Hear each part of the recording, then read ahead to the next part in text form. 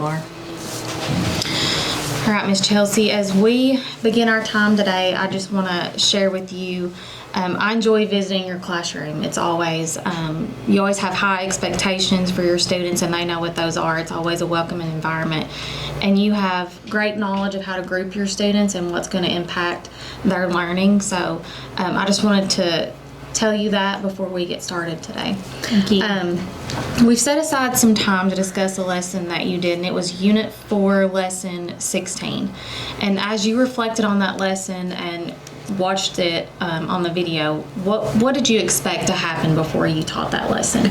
I had, like you said, I had high expectations with the class of them being engaged and participating.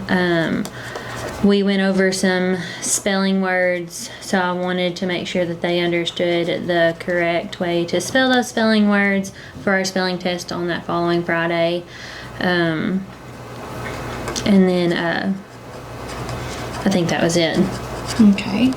So what actually happened when you were watching the video? I found myself doing a lot of teacher talk with the spelling words. Instead of the students digging into the spelling words. This in the first part of the lesson with the Sounds First lesson, the kids were engaged. They were repeating back to me like I expected them to. In the story, I had some kiddos that were reading, and they, read it with those spellings that we'd been practicing throughout the previous units, and they did that very well. Okay. So you said the Sounds First part you thought went well, Mm-hmm. and you thought the reading, them being able to recognize spellings that they've already been introduced to and should have already mastered at this point. In the evidence that I collected during the lesson, you were very explicit, I thought, in the sound articulation especially, and questioning the spelling for the ED, which you said was on the spelling word list. When you went over a word and they echoed, you kept saying, what is the sound? How is it spelled? So that repetition of them being able to recognize the 3 different sounds, but they're all spelled the same. I thought that was very explicit and intentional, which in turn is going to help those students master that. Also, in the lesson when they were working in the decodable text, you prompted students to make sure they check their answers. Where did you find that in the book? Say that in a complete sentence. And you made sure you stuck with them and made sure they responded in a complete sentence, because that was the expectation. So all of those are good practices and strengths, especially in the IPG indicators. So, and you had mentioned your Sounds First. They were all participating in the Sounds First, and that is a routine that you have definitely set those procedures in place, and using the systematic scope and sequence of the curriculum, and that's all outlined in Correction 1. So that was a strength in the lesson for you, as well as Correction 2D. Your feedback to students, as well as having them practice with accuracy, was definitely evident in the lesson. I know sometimes they would respond with the letter instead of the sound, and you would always prompt, now what was the sound, not the letter. So again, very intentional and explicit, and good feedback to help students practice that accuracy too.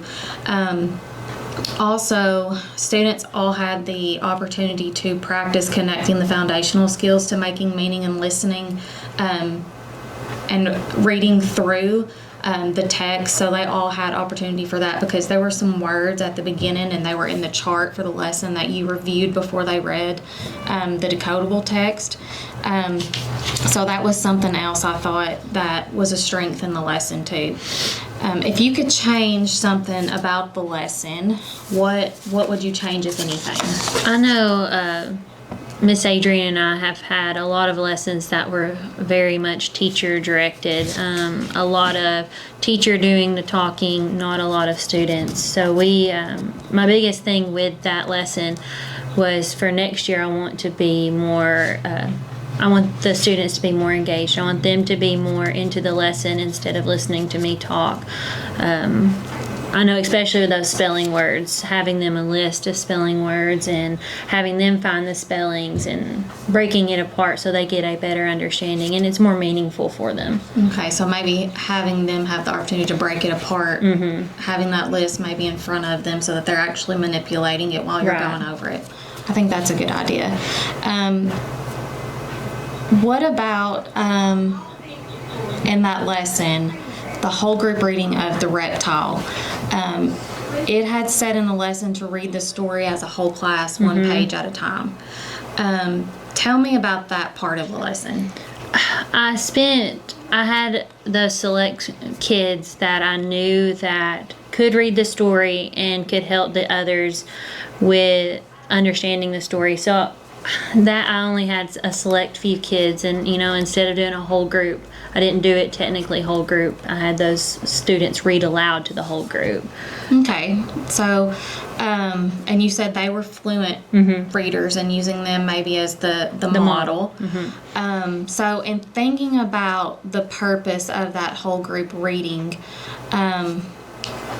would there have been an opportunity where you could have worked in a strategy in that part of the lesson that would have allowed an opportunity for even all of the students to have practiced during that time? Yeah, probably more of like the choral reading or something that they all could have done. And I know you've talked about in several of our PLCs, like whisper reading, and then maybe like go around to different students and have them read a little louder so you can hear them talk. Okay, so whisper reading, and you had mentioned choral reading, and I had shared an article with you about choral reading. What was something that stuck out to you from the article?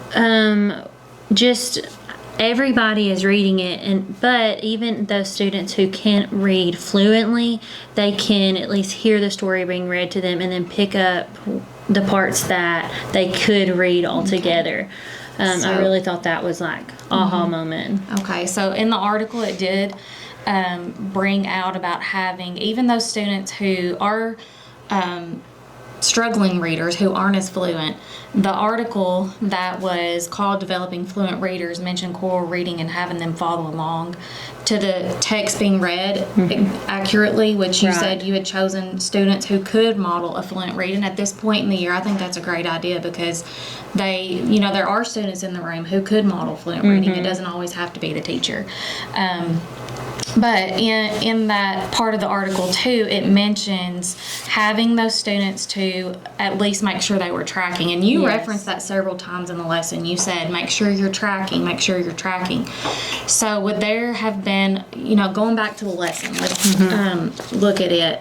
And I noticed, looking back at the decodable, there were opportunities for those R-controlled vowel words, and they were bolded. Yes. So that might have been an easy opportunity to say, everyone is going to read the bolded letters. Right. That way you could check in not only for if they're following along, but also their accuracy with R-controlled vowels, because that's something you've already learned about. Right. As well as tricky words, which you reviewed these tricky words before they read the story. And in the decodable, the tricky parts of the words are underlined.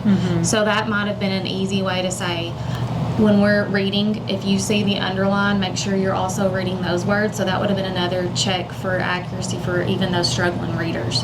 So you've got, maybe your model student reading aloud, and like you said, everybody else might be whisper reading. But even those struggling students who may not be able to read some of the words, because the words you went over and the vocabulary words, those words were probably difficult for some of those struggling readers to be able to decode on the first read. So having them be able to just focus on certain words, just so that you could check that accuracy during that whole group reading. So that might just be something to look for and maybe try next time. So they get another opportunity too to read this same text. So thinking about this strategy, what impact do you think that might have on even the struggling readers when they get to do that in the small group setting in the next reading? They'll be able to read those words because they've already heard them once, and they'll have that practice with, like, let's say I did, if you see the spelling, I want you to read. We all read that. They would have that practice for when they did come back to me the next day to read that. All right. So, giving all students that opportunity to practice, no matter their level. It's exposing them to that text. It allows them to have the opportunity for that repeated reading, which we know helps develop their confidence, because those struggling readers do lack confidence. Right. So that would definitely help. So looking back at the IPG, this will allow you to strengthen those indicators, even though these were definitely evident because they had practice through listening, speaking, reading, and writing about the text, because they also did the comprehension practice. Giving them the opportunity for, again, all students, that would just be an opportunity to strengthen core actions A and B. So after we have talked about the whole group reading, how do you feel about our discussion today around that? I definitely feel better because, like I said, I know my biggest concern was the engagement with all students. So Okay. that definitely makes me feel better going into the next lesson for that. So what is something from the lesson that you had taught us that you did well? That I did well. The sounds first lesson. Okay. So what is one thing that you're going to try to implement after our conversation today? The reading, the choral reading for the whole group part of it. Okay.